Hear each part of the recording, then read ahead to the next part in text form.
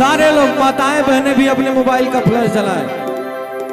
इधर एकदम देखिए, इधर जगमग जगमग कर रहा है, उधर एकदम अंधेरा हो रहा है। माताएं बहनें भी अपने मोबाइल का फ्लैश जलाएं।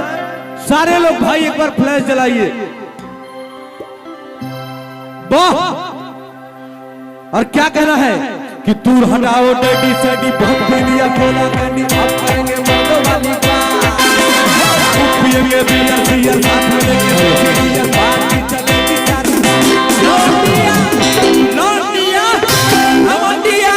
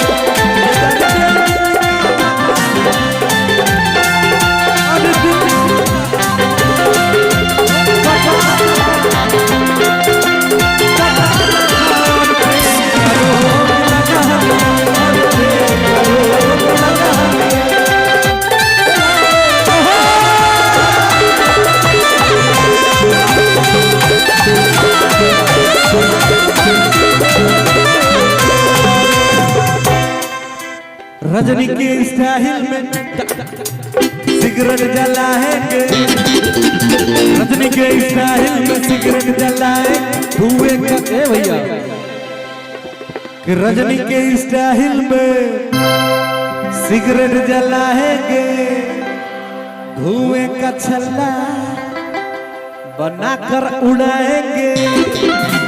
रजनी के स्टाइल में सिगरेट जलाएंगे धुएं का छल्ला बनाकर उड़ाएंगे। लौंडिया लौंडिया लौंडिया लौंडिया